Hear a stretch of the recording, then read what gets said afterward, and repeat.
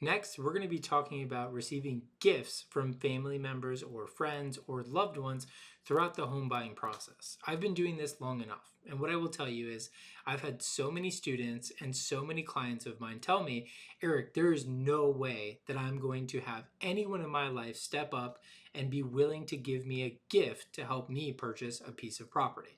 And what I can tell you is that our family gets overly excited when we are trying to hit our goals and hit our milestones and chase our dreams. So, a lot of the time, what happens is a person will tell me there's no way this is going to happen. And then in the middle of the process, grandma or cookie or nana wants to send a very large gift. So, I'm going to preface it with we are going to be covering the do's and the don'ts if you are accepting gift money from family or friends.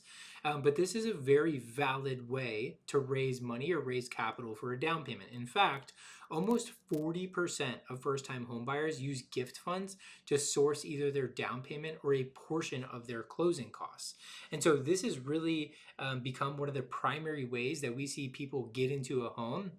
So even if you don't think you're going to have family or friends or loved ones stepping up and helping you with any portion of financing your home, it's just important to understand the do's and don'ts just in case. Okay, so really, when it comes down to the to gift funds, almost every type of loan allows you to use gift funds to source. Again, a portion of the down payment or the closing cost. However, that is only when you are purchasing a primary residence or a second home. No gift funds are allowed if and when you are purchasing an investment property or intend to, buy a property and then rent it out. The most important thing to understand when it comes to gifting and receiving gift funds to help you out with purchasing a home is the how. When you receive gift funds, it's important that you don't use your own bank account as an intermediate between the donor and the final settlement or title agency that's assisting you with purchasing your home. If and when there are funds passing through your bank account, a lot of the time what's going to end up happening is somebody who set out to do something very nice to you is going to end up in with a very big hassle, right? So if that were to happen, a lot of the time the lender is going to have to reach out to that donor and now look through months, 2 months worth of bank statements for and from that donor. So for example, if Nuni or Cookie gives you $10,000 to help you with your home purchase, the worst thing that you can possibly do is be like, hey, Cookie, I want you to speak with Eric, and he's going to be a little bit invasive, and he's going to look through months of your bank statements. So simple way to receive gift funds is never accept it through your bank account. So that means no cash, no wires, no checks, no money at all should enter your bank account receiving gifts. Simply what the donor will do is wire the money or the funds directly into the settlement agency or the title agency that again is assisting you with your transaction. When it comes to government-backed loans, a lot of the times they do stipulate that the lender does have to source these funds. So even if it goes through a title agency, a lot of the time the lender might have to look at these funds anyway. So again, when it comes to gifting, if this is part of the plan, my biggest suggestion would be to make sure you're working with a lender that is intimate in how these rules work, number one, and then just make sure that you notify them up front that gift funds are part of your transaction. Last but not least, we're going to talk about saving up for our own down payment. Probably the most difficult, but the most rewarding way to save up for our down payments. So, whether or not you've been trying to save up for a down payment for a while or you're just starting now, sometimes it can feel a little bit overwhelming, right? So, it's really important that we build a monthly budget and we really follow and track our numbers as closely as possible. A monthly budget puts us in control of our finances, and it will give you the necessary knowledge and power to make sure you're working towards such an important goal like homeownership. So we're going to go over how to start a budget. Step number one, it's simply write down what are our total incomes or household incomes after taxes. So this is our net income. Then we're going to list all of our fixed expenses, such as rent, utilities, grocery bills, and our car payments. In step number three, we're going to write down the amount that we need to save each month. And that way we can make sure that we are paying ourselves, which is our savings, and making sure that we're staying on track for our goals. Step number four is to simply subtract step two and step three from step one. This number represents your discretionary spending. This is such an important number because it represents the money that we can still spend after we save for our goals and our objectives. Spend it however you want, right? That is the definition of discretionary spending. However, it's really important to not exceed that number no matter what, right? If an emergency comes up, we totally understand.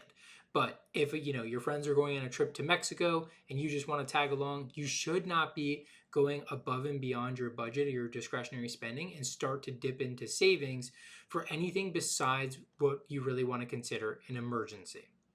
We have prepared a very simple to use monthly budget and a worksheet that will make this easy for you to do at home. So please, if you don't have a monthly budget already established and you're struggling to save up for a down payment, or you just need that additional help, download our worksheet. This is going to help you come up with trackable numbers and make sure that you're staying on your goals and objectives, which is very, very important. So many of our students have used that same budgeting tool over the last 18 or 24 months and have seen tremendous results. It really all starts with knowing your numbers and understanding where you want to go and where you want to be. So if you need that extra push, I definitely advise you to jump into that worksheet, go ahead and get it done and figure out exactly where you are and start putting a plan in place and make sure you're working towards your goals and your objectives. If you don't already have the money saved up for your down payment goal, here's a couple extra shortcuts or tips that we usually give our students on, and hopefully it'll help you guys get there just a little bit quicker. So, number one, it starts with, again, just building that budget. You can use our tool. If you have your own worksheet or you have your own system, that's absolutely fine. But again, it starts with intimately understanding your own numbers and exactly what money's coming in and going out each month. Number two, make sure any money sitting around is at least working for you. So put this money in a high yield savings account and you can easily make 4, 5, 6% on your money right now while interest rates are high and we're in a high interest rate environment. Pick up new hobbies, right? So one that is easy and translate to saving money is learn how to cook, right? And cook more often. Food costs, especially as we've gone through this large wave of inflation, has become so expensive. So takeout and delivery and paying extra delivery fees here and there, this really adds up and this is a massive money maker, money waster. So of course, cooking can help you save, $15, $20 plus on a per meal basis.